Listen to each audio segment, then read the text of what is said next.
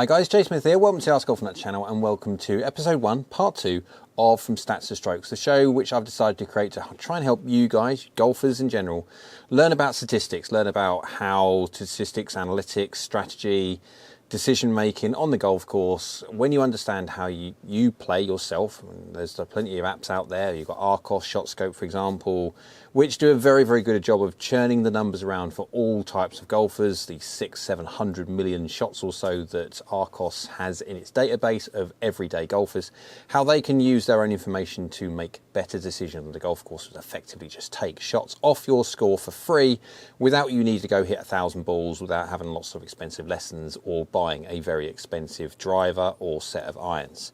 It's for free. Just understanding your own game can make a massive difference. So this is what this show is designed to do.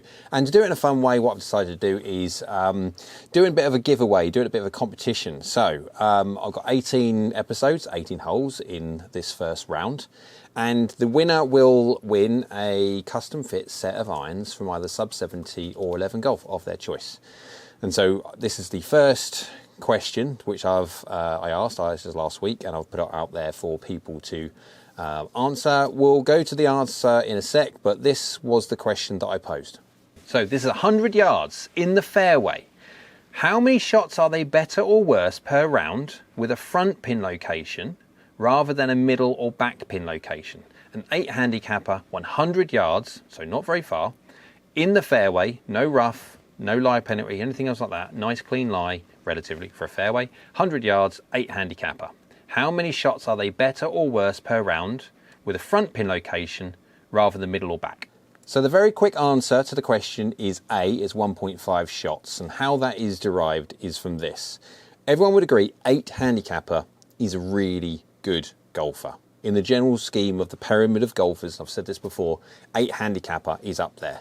When you look at half of golfers, give or take, don't break 100 regularly, then 8 handicapper is good. So if you were to apply this to an 18 handicapper, a 28 handicapper, the difference is going to be much, much more. Now 1.5 shots from 8 handicapper is best part of 20 or so %, give or take, of their entire handicap, which they could get for free if they do this. Now, how it's derived is this.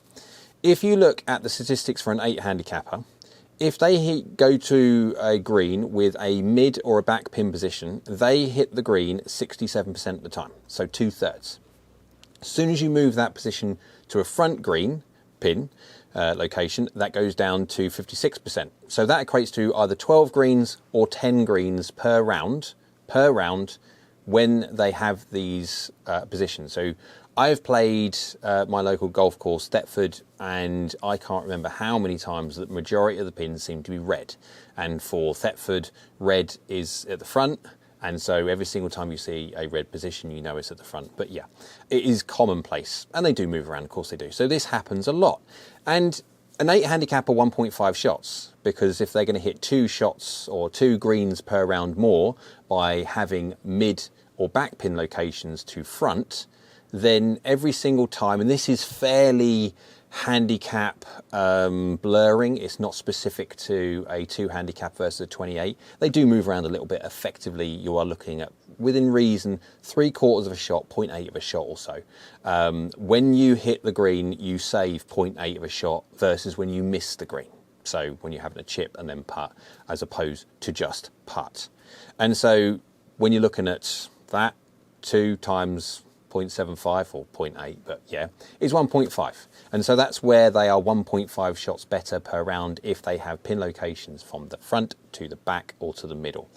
It does make that much difference. Now, obviously 18 handicapper, the gap's even bigger, 28 handicapper, the gap's even bigger than that. You could quite easily, I haven't got the information, but you could quite easily save much, much more than 1.5 shots if the statistics go through, marry through, when you're looking at 1.5 shots from an 8 handicapper is around about 20% or so.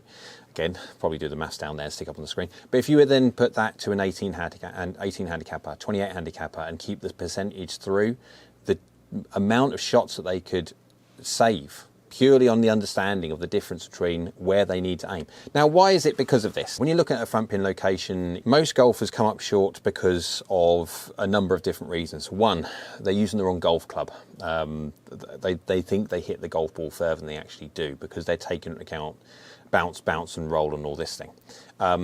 When you're talking about people that do that, if you're going to be hitting a front pin, you're going to be taking a lot of the before part of the green. Now that can be, and I know Thetford is a perfect example where I play, is there's a lot of false fronts on there, there's a lot of dead area, and where they can just hits the ground and doesn't go anywhere. So you can lose a lot of distance from just playing to your yardage in your head that you think, but because you're normally hitting, say, onto the green with a back pin location, landing on the front of the green and running up to it, you take that to a front pin location, you're not even making the green.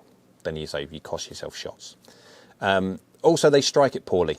Now, 8 handicapper, again, they strike it better generally than an 18 and a 28, but you still have misstrikes. And of course, the handicaps, as they get worse, they misstrike more and more commonly.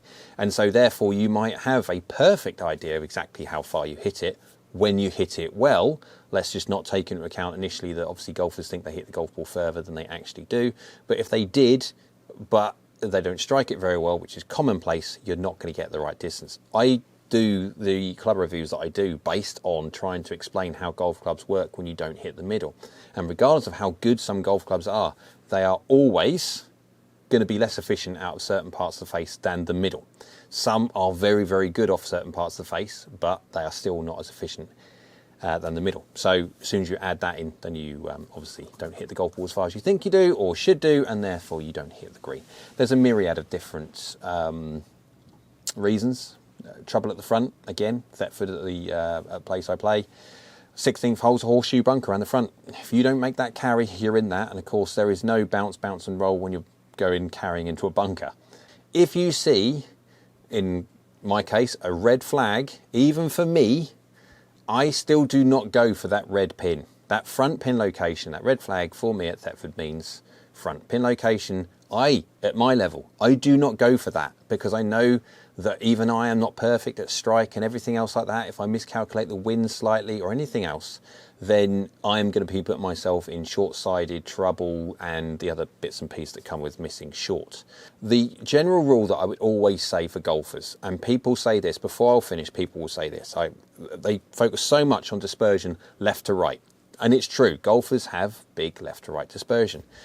But as soon as you start getting into the scoring irons, as soon as you start getting into pitching and chipping and stuff like that, putting also, and putting you'll probably be able to appreciate a bit more, you're in a 4-foot putt or a 6-foot putt, 10-foot putt, very rarely are you ever going to miss the target by 4 foot wide.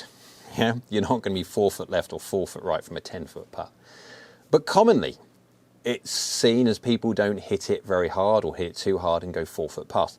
And this is the same for chipping, pitching and your scoring irons as well. The dispersion front to back is quite considerable, far greater than that of left to right.